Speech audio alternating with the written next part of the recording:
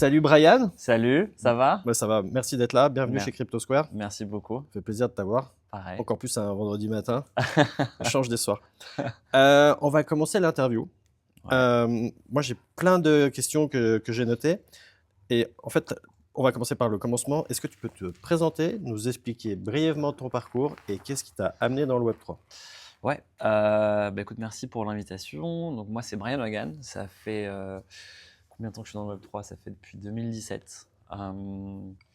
Et ce qui m'a amené dedans, c'est que j'ai grosso modo fait des études d'économie. Je me suis intéressé au sujet de tout ce qui est politique monétaire, histoire des monnaies.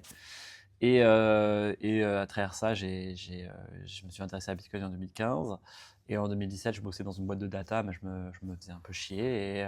Et je voulais absolument rejoindre cet écosystème. Et donc à l'époque, il y avait une boîte qui s'appelait la Maison du Bitcoin à Paris, qui était un peu le lieu où tous les personnes intéressées par le Web3 convergeaient parce qu'il y avait des événements. C'était un peu le Crypto Square de Paris.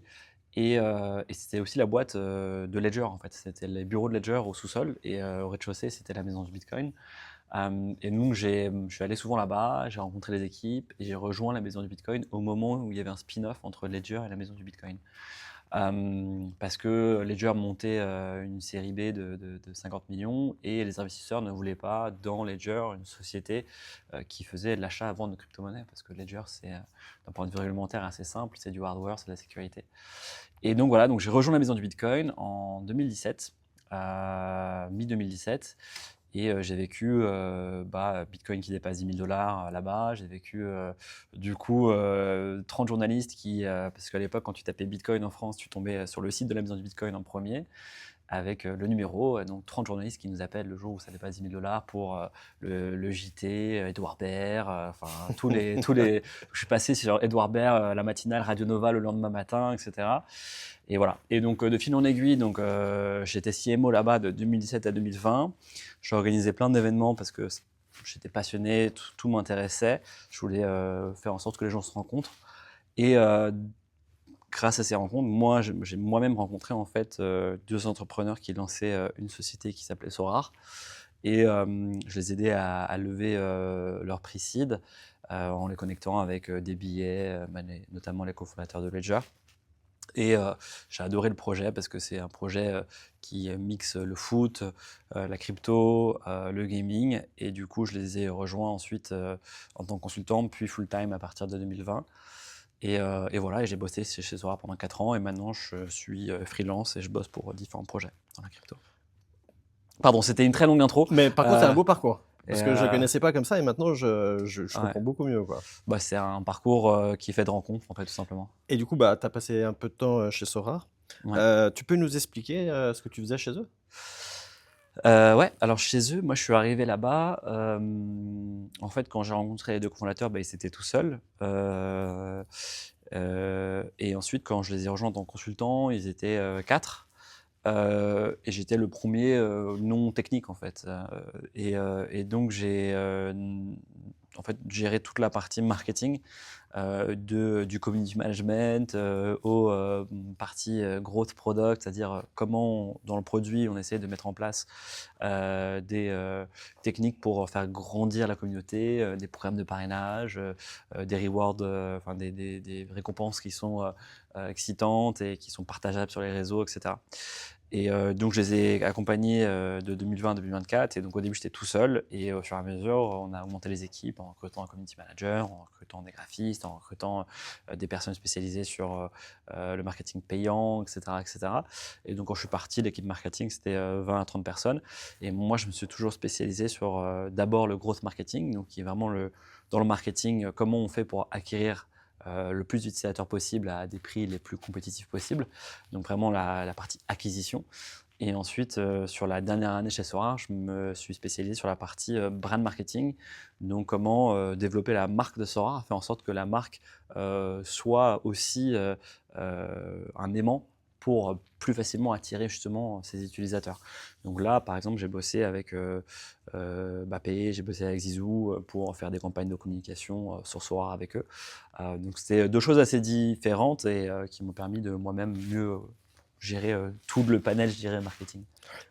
Ok, mais j'aurais même dû poser la question avant. Genre, juste, si tu peux juste nous expliquer, Sorare, en fait, Ouais, peut-être. pardon. Non, c'est moi, c'est de ma faute. Je voulais tout de suite tout savoir sur toi, mais Ouais. Sorare, en fait, qu'est-ce que c'est? Sorare, alors Sorare, en fait, le pitch, tel qu'on me l'avait présenté à l'époque en 2018, c'est à peu près le même aujourd'hui, et c'est ça qui est fou. En fait, tu sais, nous, êtres humains, on a toujours aimé collectionner. On a collectionné des coquillages, des pierres, des cartes de sportifs, des timbres, etc. Et en fait, avant les NFT, c'était impossible de vraiment collectionner numériquement parce que il n'y avait pas la possibilité de collectionner des objets numériques, propriétés numériques uniques. Et les NFT ont permis de vraiment développer la raréfaction des objets numériques et d'y associer de l'IP. L'IP, la propriété intellectuelle. Donc ce que Sora a fait, il s'est dit, bon, on va d'une certaine manière créer une forme de panier numérique en achetant les propriétés intellectuelles des clubs et en les mettant sur la blockchain. Mais vu que c'est numérique, on peut en faire beaucoup plus que juste collecter. On peut avoir un usage qui est beaucoup plus, je dirais, développé et profond que juste faire du panier numérique. Et cet usage, c'est un usage de jeu vidéo. C'est-à-dire qu'un des plus gros jeux vidéo dans le monde du sport, c'est le fantasy sport. Et le fantasy sport, c'est l'idée que tu vas aller construire une équipe de sportifs chaque week-end et en fonction de leur performance dans la vraie vie, ton équipe dans ta vie numérique va avoir des points et tu vas être classé dans un classement de tous les joueurs qui jouent. Et en fonction de ton classement, tu vas gagner potentiellement des récompenses. Donc Soar, c'est ça, sauf que les joueurs sont représentés par des cartes numériques qui sont des NFT qu'on peut librement acheter, revendre sur Soar ou sur toute marketplace de Web3. Et voilà, et donc ça a commencé comme ça que sur le foot. Au début, on galérait pour avoir des licences parce que c'était compliqué de leur expliquer ce que c'était les NFT en Ouais, j'imagine 2018-2019, bien. comme Ouais. tu imagines.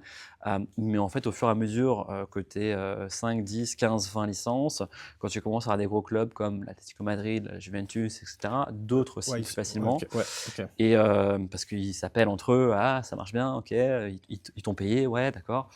Et après, bon, on a commencé à avoir des ligues, donc la Liga, ensuite on a eu la Bundesliga, ensuite on a eu la Serie A et ensuite la Première Ligue, qui est forcément le Graal parce que, tu vois, par exemple, la Première Ligue, parmi leurs 10 partenaires globaux, il y a Sorare et la deuxième boîte la plus jeune après Sorare, c'est EA Sports, qui a 48 ans.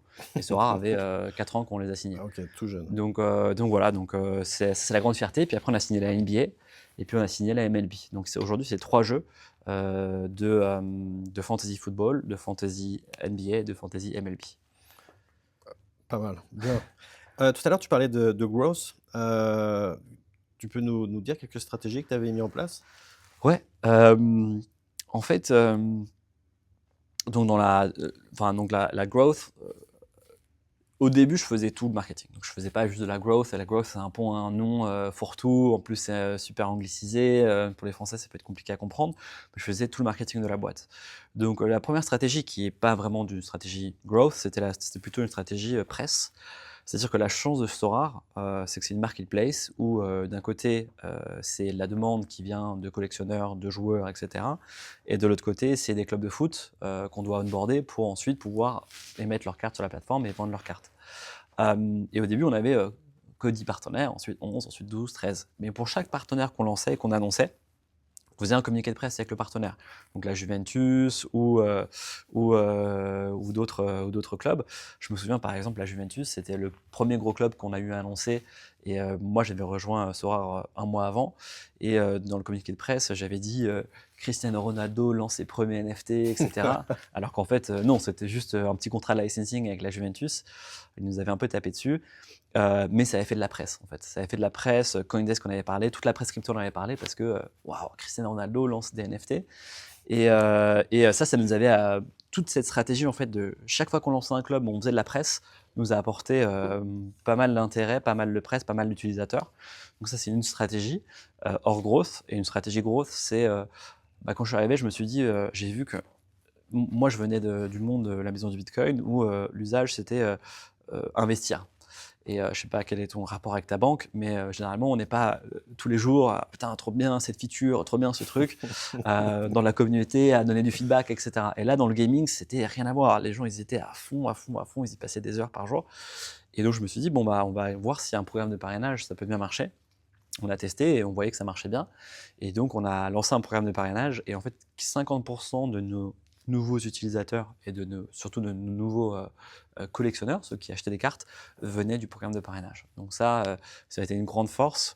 Et je dirais pour toutes même les fintechs type Revolut, N26, etc., le programme de parrainage, c'est aussi un gros vecteur d'acquisition. Donc dès qu'on est sur une boîte consumer qui révolutionne une industrie, je pense qu'il y a un gros potentiel sur le parrainage. Et ça, c'était vraiment du gros. Et pendant 4 ans, j'ai essayé d'optimiser et d'améliorer ça. Ok. Et c'est ça qui vous a ramené beaucoup, autant d'utilisateurs. Le parrainage, Et la le bouche à marque, oreille. Ouais, voilà. les influenceurs. Parce que dans ce milieu-là, du gaming, du sport, l'influence est vachement important. Donc on a un programme d'affiliation. Mais voilà, je dirais ces trois axes-là, ces trois channels-là étaient les plus importants. Oui, puis de ce que je comprends, si tu fais de la presse, que tu fais du parrainage, tu vas pas chercher que des gens qui sont dans le Web3 tout le temps. C'est beaucoup plus large en fait. Ouais, en fait, on a commencé. C'est un peu. Enfin, quand ta boîte elle grandit, ton produit grandit, je dirais ton audience elle va grandir aussi. Et donc, nous, notre audience à la base, c'était tous les gens qui sont intéressés par le sport, par les NFT. En 2018-2019. Il n'y avait Mhm. pas grand monde. Mais voilà, on a réussi à avoir 100 à 1000 personnes qui étaient vraiment passionnées par ce sujet-là. Et au fur et à mesure, bah, c'était tous les gens qui sont intéressés, pas que par les NFT, mais par le Web3 en général aussi, le sport. Ensuite, c'était pas que le Web3, mais aussi tous ceux qui jouent à des jeux de football. Et donc là, l'audience était beaucoup plus large. Tous les gens qui jouaient à Football Manager, tous les gens qui jouaient à FIFA, tous les gens qui jouaient à des jeux de fantasy Ok, football. ok, ça c'est large. Et voilà, donc si tu veux, en fonction de l'étape dans laquelle on était dans notre croissance, on touchait un public différent. Ok. Et je sais pas si tu peux nous le partager, mais la secret sauce qui a permis à Sorare de connaître une expansion et de devenir une licorne. Ouais. Je dirais que c'est marrant parce que je dirais que c'est un peu une réponse bateau, mais il n'y a pas de recette secrète. Ah mince, ah mince. Ok, bon, vas-y. Sorry, sinon ça serait trop simple. Non, mais ce que j'ai vu en fait, c'est que il y avait plein d'ingrédients qu'on a réussi à avoir et à mettre au bon moment. Euh, Forcément, ce qui est super important, c'est des cofondateurs qui s'entendent bien, qui sont drivés. C'est d'avoir les premiers employés qui sont aussi super compétents, qui n'ont pas besoin d'être coachés. Moi, je ne recommande pas de prendre des juniors au début, mais vraiment des gens qui ont déjà de l'expérience et de l'expertise. C'est d'avoir un marché qui est porteur, dans le bon timing. Ouais, bon Euh, timing, ouais. Dans le bon timing, ouais.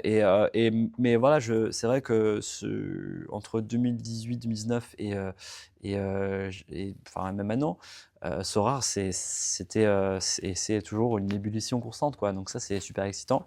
Et j'ai eu la chance de participer à ça parce que voilà, en 3 ans, on est passé de, je sais pas, 400 000 euros de revenus à 300 millions d'euros de revenus. Donc c'était une folie.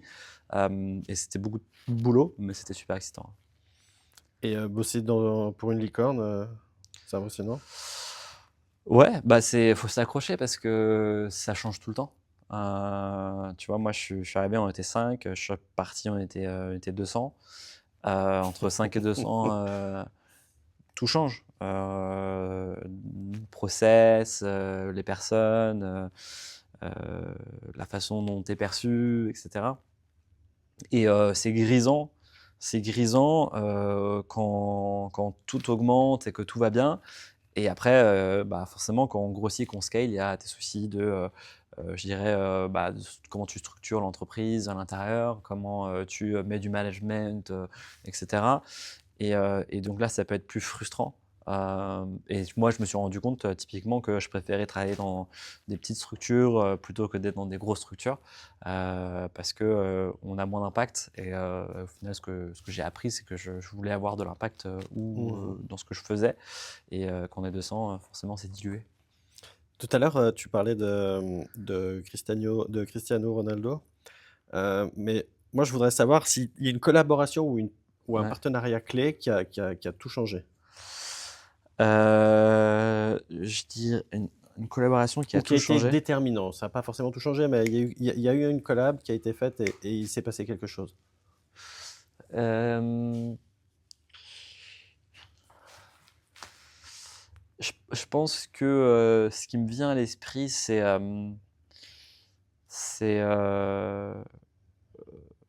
bah, nous, c'est pas une collab, mais le regard sur soi a vraiment changé quand on a annoncé, l'énorme levée de fonds qu'on a fait, qui, d'une certaine manière était un élément, heu, incroyable de dire, voilà, à l'époque, on avait fait la plus grosse levée de fonds, de la French Tech. C'était 680 millions d'euros. Et quand on a levé ça, quelques mois avant, on était 15 dans la boîte. Heu et donc forcément, tu changes complètement de dimension quand tu annonces ça et ça a changé beaucoup de choses, pour d'une bonne manière et d'une moins bonne manière. La bonne manière, c'est que, bah, ça nous a attiré, beaucoup d'intérêt. Et l'intérêt n'était pas toujours malheureusement, positif parce que, ça a aussi, pu, nous mettre en lumière et apporter pas mal de critiques. Et quand on n'était encore pas structuré pour y faire face, ça a pu mettre une forme de pression et voilà, donc c'était un beau learning. Et après une autre collab, qui a changé pas mal de choses, je dirais, en fait être, avec des créateurs de contenu, ou des investisseurs qui sont vraiment intéressés par ton produit et ce que tu fais. J'ai 2 exemples, le 1 c'est Antoine Griezmann. Antoine Griezmann, il est investisseur dans la boîte depuis, la Serie A, donc quand on avait levé 50 millions d'euros. Hem et en fait, il est rentré à travers son frère qui s'est intéressé au produit, qui a fait rentrer Antoine, enfin qui nous a connectés avec Antoine et du coup Antoine a investi dans la boîte. Et moi, j'étais sur WhatsApp avec Antoine en train de parler du produit, il me posait des questions: comment on joue ça?» c'est que et c'était top parce qu'il était à fond, il nous donnait du feedback, il postait dessus et ça nous apportait une visibilité, donc ça, c'était incroyable. Et de la même manière, pas un athlète, mais un influenceur, Valouz, qui est un youtubeur qui a 3-4 millions d'abonnés en France. Lui aussi, en fait, s'est vachement intéressé par le produit parce qu'il adore, la collection, il adore les jeux de foot, il adore le foot et lui, bah, voilà, il en parlait sur ses streams, il nous a apporté tout de suite une visibilité, auprès de 50 000, 100 000 personnes. Il en parlait avec ses copains influenceurs. Donc en fait, dans le monde de l'influence, française purement, bah, tous les influenceurs, les youtubeurs ont connu Sora à Mmh. travers lui. Et donc c'était top d'avoir en fait dans les 2 cas des users, des power users du jeu, pendant qu'on construisait la boîte et qui nous donnaient du feedback sur, comment le produit avançait. Belle histoire ça aussi. Ouais. Bon, on parle du foot, Ouais. on parle du tennis maintenant. Avec plaisir, ouais. Tu nous expliques ce que c'est, Fantium? Ouais, donc du coup, je fais du freelance depuis octobre 2024. Et un de mes clients, c'est Fantium. Et Fantium, ce qu'on fait, c'est, on permet en fait aux joueurs de tennis de, lever de l'argent auprès, de communautés de fans de tennis. Pourquoi c'est important et quels problèmes on règle? Aujourd'hui, dans le tennis, je sais pas si tu connais, le monde du tennis, mais quand tu es, classé en dessous de top 300, tu en vis pas, tu perds de l'argent. Ce qui est fou, hein, de se dire que tu es potentiellement 350e mondial, mais tu ne gagnes pas d'argent, tu en perds, pour jouer des tournois. Quand tu es classé entre 300 et 150, tu gagnes 2 000 à 3 000 € par mois et quand tu es classé au-dessus de 150, là, tu en vis bien. OK? Et le problème, c'est que, c'est un sport de riche parce que, si tu veux essayer d'arriver ne serait-ce que jusqu'à top 300, tu as besoin d'investir de l'argent dans voyager pour aller, au tournoi, dans, bah, prendre des hôtels, avoir un coach, avoir un kiné et cetera. Et quand tu es, par exemple français, tu as la fédération française de tennis qui va te supporter, qui va te subventionner, tu seras aidé par l'INSEP et cetera. Mais si tu viens d'Algérie, par exemple, et que tu es le meilleur talent mondial, mais tu es algérien, tu auras très peu d'aide de la fédération, locale. Et donc, nous, ce qu'on permet, en fait, c'est d'aider, en fait, ces talents qui ont entre, 15 ans et 20 ans, qui sont classés, potentiellement 800, 700, à lever des fonds. Donc ils peuvent faire une levée de fonds de 25 000, 50 000, 100 000. Typiquement 100 000 €, ça va leur permettre de faire toute une saison, où tous leurs frais seront payés par cette levée de fonds. Et en fait, toi, tu peux investir dans la levée de fonds d'un joueur de tennis. Donc, mettons que tu penses que le joueur qui lève des fonds sur Fantium est potentiellement le prochain Alcaraz, le prochain Djokovic. Ce que lui propose en fait en échange que toi tu investisses, c'est il va partager une partie de son prize money. Ce qui est chouette, c'est que tout le prize money en tant que joueur de tennis, il est public. Donc si effectivement le gars dans lequel tu as investi et que tu as acheté 10% des tokens, donc tu as mis 10 000 euros sur 100 000 euros qu'il lève, et ben tu auras 10% de son prize money, mais 10% d'une partie de son prize money. Donc lui va dire, je vais partager 7% de mon prize money pendant 6 ans après que je sois ranké 150. Donc si il arrive à ranker 150 à l'âge de 20 ans et de 20 ans à 26 ans, il est ranké top 10, bah, en prize money, quand tu es top 10, tu gagnes à peu près je sais pas, 10 millions d'euros par an. Bah, toi, tu prendras 10% des 6% de 10 millions. Donc quand tu prendras 0,6% de 10 millions, tu prendras 600 000 euros. Non, est-ce que le calcul est bon? Non, je crois pas. Donc tu toucheras un peu d'argent. Tu toucheras même pas mal d'argent pendant Ok. plusieurs années. Donc ça, c'est super intéressant parce qu'on permet aux athlètes de financer leur carrière et d'essayer d'atteindre leurs rêves. On permet aux fans de pouvoir investir dans un athlète et de se sentir du coup plus proche aussi de cet athlète, de sa carrière, etc. Et donc, je pense que c'est gagnant-gagnant. Et je trouve que l'usage, même d'un point de vue Web3, est intéressant parce que le token que tu achètes, en fait, c'est une sorte de security. On a toujours parlé de security token, etc. Mais ça veut dire quoi? Bah là, dans le cadre de Fantium, ça veut dire que tu achètes un token qui peut te verser des dividendes chaque année basé sur une info externe qui est c'est quoi le price money que cet athlète a gagné sur la dernière année. Et donc, je trouve que le cas d'usage, même purement technique, est intéressant. Et après, vu que je suis fan de sport et que je suis dans ce milieu-là, ça a bien matché avec moi. Du coup, c'est de la tokenisation d'athlètes, C'est la tokenisation de leur price money, Ok. tu vois. Mais oui, après, c'est en fonction de ce que fait l'athlète. Donc, je savais pas que c'est de l'athlète parce que c'est pas. Voilà, mais tu tokenises son futur price money. Ouais. Et vous en êtes tout dans le développement du... Là, on a 25 athlètes, ou 26 de tennis. Donc, on lance des nouveaux athlètes tous les mois. Et comme ce sera au début, ce qui était compliqué au début, c'était de convaincre les athlètes, de leur expliquer comment le modèle fonctionnait, que bah, le Web3, c'est pas mauvais, que voilà, Ouais. comment ça fonctionne. Ce qui est chouette aussi, c'est qu'en fait, l'argent va directement aux athlètes. C'est-à-dire quand tu finances un athlète sur Fantium, c'est à travers un smart contract, et donc en fait, l'argent va directement dans le wallet de l'athlète. Donc nous, en fait, on n'est pas vraiment un intermédiaire. À travers le système de smart contract, c'est vraiment entre les deux. Et on prend un pourcentage sur le financement qui est déjà défini dans le smart contract. Et voilà, mais je ne sais plus ce que était ta question. Où on en est, ouais, on a 26 athlètes. Et là, on en lance un tous les mois. Et on va potentiellement lancer un autre sport dans les semaines à venir. Ok, et comment ça marche si moi demain ou même après, après notre interview, je veux regarder d'un peu plus près comment Ouais. je vais où, je fais quoi Tu vas sur fantium.com et tu vas voir tous les athlètes qu'on a sur la plateforme Ok. où on explique tel athlète est classé tel ranking. Par exemple, on a Daniel Merida qui est classé 300. Et donc, lui, c'est un petit Espagnol qui a 20 ans. Il a gagné quelques futurs. Donc, c'est, on dirait, la 3e division des tournois. Là, il est en train de jouer en Challenger, qui est la 2e division. Et donc, lui, tu peux voir un peu son parcours, tu peux le découvrir sur Fantium. Si tu le trouves intéressant, tu peux acheter des tokens. On propose 3 types de tokens, des bronzes, des silver et des gold. Et en fonction du token que tu achètes, tu as un pourcentage de son prize money le jour où il atteint top 150. Donc si à la fin de l'année, il est top 150, alors tu auras le prize money de cette année plus le prize money des 6 prochaines années. Donc c'est sur 7 ans. Et voilà, et si tu achètes un token gold, tu as accès à des perks, enfin des avantages du type des tickets pour aller le voir en match. S'il fait Roland Garros l'année prochaine, tu seras invité à Roland Garros pour aller le voir, ce genre de choses. Donc en fait, tu investis, donc il y a un côté financier, mais tu te sens aussi partie prenante de son aventure et tu vas potentiellement le rencontrer et le voir jouer. Et les tokens, ils sont tradables, échangeables quelque part Ouais, ou... c'est des tokens sur la blockchain Polygon, enfin sur Ethereum et ensuite sur Polygon.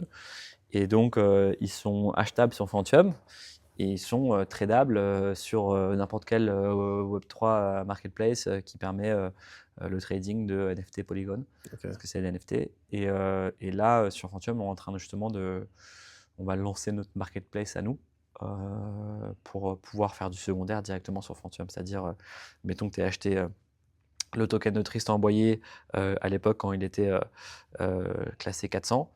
Maintenant, il est classé 109.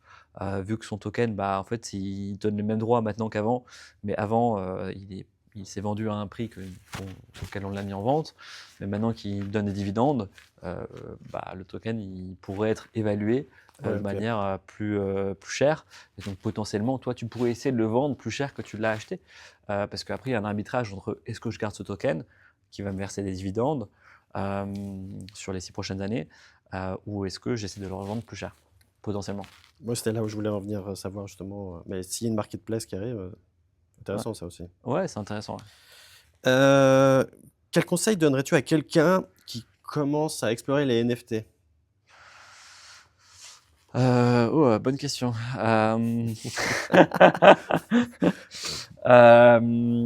Non, moi, j'ai toujours été, et encore aujourd'hui, dans tout ce qui est NFT avec utilité. Tu vois, chez Sorare, la grosse différence par rapport à un Sorare et la plupart des autres NFT, c'est que tu pouvais en faire quelque chose. C'est-à-dire que c'est un collectible, mais il y a plein de gens qui étaient collectionneurs parce qu'ils voulaient collectionner la 1 sur 100 ou la 10 sur 100 de tel joueur. Mais il y a aussi une utilité derrière qui est tu peux utiliser cette carte dans un jeu. Et cette carte peut te donner des avantages, etc. Donc moi, j'ai un biais là-dessus. Et Fantium, c'est pareil, parce que un NFT Fantium, si l'athlète top 150, c'est une sorte de NFT dividende. Après, j'ai un biais là-dessus parce que je suis aussi pas très, je dirais, artistique. Et donc, j'ai jamais trop trempé dans tout ce qui est NFT art, etc. parce que j'estimais ne pas avoir l'œil pour dire ce qui est beau, ce qui est pas beau, et de me dire potentiellement je peux faire comme dans l'art physique, acheter quelque chose et le revendre plus tard à un prix supérieur. Mais je pense qu'il faut vraiment du coup essayer de comprendre un peu le marché dans son ensemble, c'est-à-dire qu'est-ce qu'on peut en faire, comment on peut utiliser, quels sont les différents types d'NFT, et voilà, et s'entourer et suivre les bonnes personnes sur chaque sujet. Ok, parfait. J'ai encore une question et après des questions rapides. Ouais, ça La marche. dernière question, c'est est-ce que tu as une anecdote marrante, inspirante, terrifiante que tu pourrais nous raconter? Sur mon parcours dans le Web3, Ouais. une anecdote marrante, terrifiante. N'importe, hein, c'est vraiment le choix. Ouais, je réfléchis. Non, je pense que moi, enfin, tu vois, le fan de foot que je suis n'aurait jamais imaginé, tu vois, quand j'ai rejoint cette industrie en 2017, que de fil en aiguille, à travers les rencontres que j'ai pu faire, que je serais dans ce sitting-là mais à ta place, c'était pas toi, mais c'était Zinedine Zidane, Ouais, c'est et fou. d'avoir interviewé Zinedine Zidane pendant 30 minutes, quoi. Donc ça, c'est un peu c'est pas marrant, mais c'est fou de se dire, ça a commencé par un intérêt sur le Bitcoin qui m'a en fait au fur et à mesure conduit à Zizou. Et donc c'était marrant. C'est une belle histoire. Ouais. Allez, t'es prêt? Faut Ouais. pas réfléchir, faut que ça aille vite. Allez. Allez. Je réponds, je dois expliquer mes réponses ou je Non. réponds, c'est tout? Ouais, Ok. réponse c'est tout. TradeFi ou Degen? Ditchen. Bitcoin ou Ethereum? Ethereum. Foot ou tennis? Foot. Token ou NFT? Token. Bullrun ou bear market? Bullrun. Innovation ou régulation? Innovation. Bière ou vin? Bière. PSG ou Real? PSG. Ouais. Sexe ou Dex? Dex, mais j'ai N'aie pensé pas le peur. sexe. Non, n'aie pas peur. Bon, écoute, merci beaucoup, Brian. Merci. C'était top de t'avoir.